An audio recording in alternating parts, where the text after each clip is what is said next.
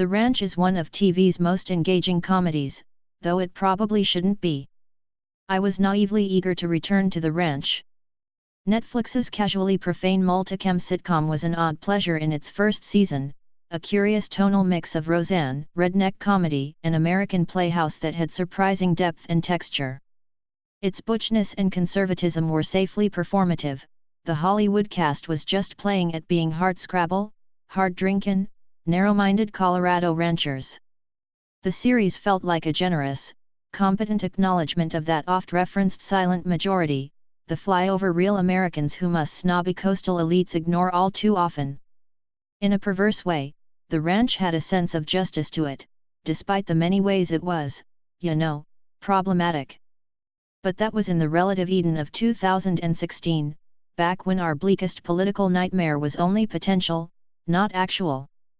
Now, The Ranch, which just returned for a 10-episode second season, exists in an altered America, one in which a mutated strain of the show's red state values has assumed control of the nation. In that new, harsh light, The Ranch's cis-white male orthodoxy and its street enkai about that has a nasty tang. The show's once affable rudeness, its gentle, blockhead rebuke of pansy p.c-ism, is now edged with something darker. These assholes they're on the news every day. So why should we watch a sitcom about them, too? While the second season of The Ranch handles the issue of abortion mostly with tact, it uses deportation of undocumented immigrants as a crass plot point. It's otherwise mute on race, and any reference to anything queer comes only in shades of panic. So, the show has its issues. I'm still not sure how much of that I want to forgive, especially now that the show with its implicit ideology now governing our country is punching down more often than not. If it ever wasn't. Did we actually ever need this show? Isn't so much of American culture our movies, our TV, our sports, our music already a paean to white, heteronormative America, coded or not? Have we been so duped by the powers that be, and always have been, that a TV series so expressly, defiantly, proudly about that chauvinistic worldview is celebrated as something different, something new? That's pretty sinister, when you actually think about it. Maybe The Ranch is an agent of harm in the world, a shaggy deification of the animus currently ruling over us. And yet, it's kind of a good show. Yes, you can see its crude jokes coming a mile away, and its politics are blithe and often bad, not always, though. But the series is also so pleasingly lived in, and well lit, important for a filmed play, which the show essentially is, and the performances are sharp and appealing. The Ranch makes the best case for Ashton Kutcher I've yet seen. In Colt, a faded football star who fizzled out in the big leagues, Kutcher has finally found the perfect vessel for his oafish charm. His late 90s popular boy mean those Hollister good looks, that affably flat, class clown line delivery is basic and bro-y, but he's not a bully. Colt isn't mean, he's just heedless and dumb. But like the rest of his family, Colt also has something weather-bitten and sad about him. He's a golden boy who's lost his luster and, in his more self-reflective moments, knows it. It's an interesting character. Turns out Ashton Kutcher is terrific at playing a bumbling, troubled dope. Danny Masterson, Sam Elliott, and Deborah Winger, still amazed she's here at all, are all solid as well. But in Season 2 I'm especially fond of Alicia Cuthbert and Kelly Goss, who play Abby and Heather, the two blonde women in Colt's orbit. In Season 2, they're dealing with a tricky situation. Abby and Colt, high school sweethearts, have finally found their way back to each other, just as Heather, who is young enough to be a former student of Abby's, reveals that she's pregnant and that Colt is the father.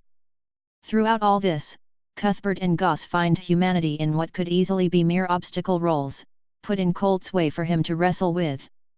Credit to the show's writers, the series was created by Jim Patterson and Don Rio for giving both characters the breathing room that they do. Neither is given quite as much agency as the core four characters, but they're getting there. That Heather was not just tossed off as a brief distraction, a jailbait joke, and has instead been given voice and motivation, is more than can be said of a lot of non-main love interest female characters on male-centered shows. Let alone ones that make affectionate Reagan jokes and only let the women be liberals. Winger's character recognizes that climate change is real. Good for her.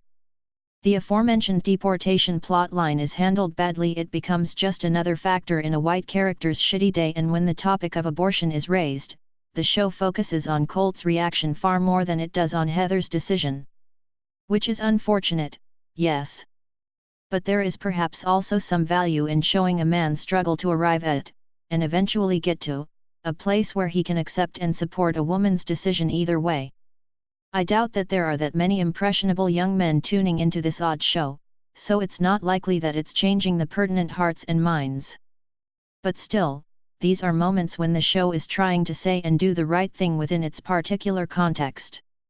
At its best, The Ranch doesn't so much moralize or instruct as it does gently guide its characters toward decency, which helps dull the show's spikier political thorns. Or maybe it sharpens them. That's the thing with The Ranch, it changes shape depending on where you're watching it from. There's a grim read of the show that says it soft pedals bigotry and toxic, small-minded thinking, that it gives the worst of American ego and ID, the kind that voted the current president into office, a pass by peppering that antipathy with snappy quips, racy jokes, and cozy sentiment. That read isn't wrong.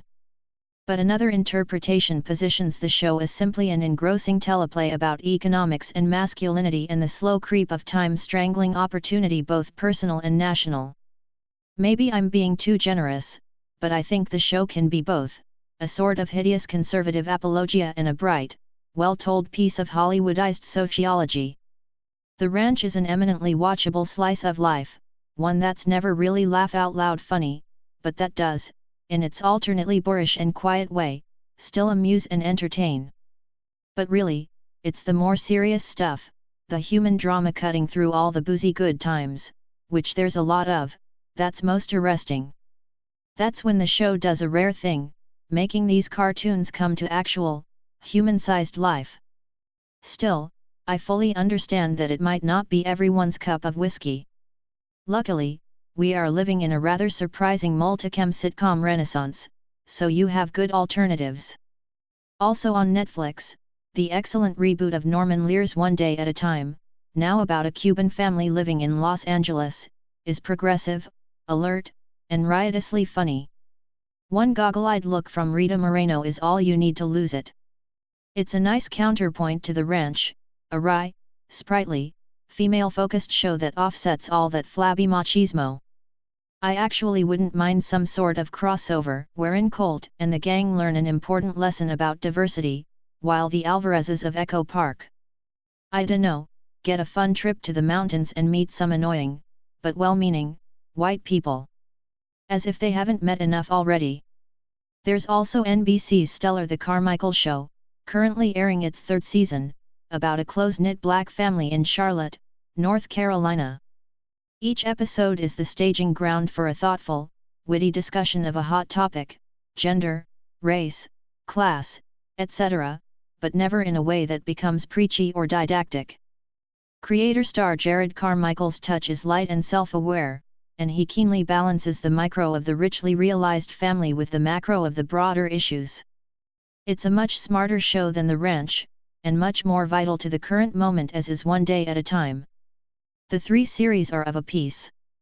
They're all finely drawn portraits of various lower to middle class family structures in contemporary America, with The Ranch on the right, One Day at a Time on the left, and The Carmichael Show at the caustic, questioning center.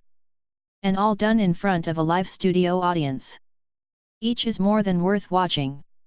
Yes, even the one with Ashton Kutcher playing a cowboy.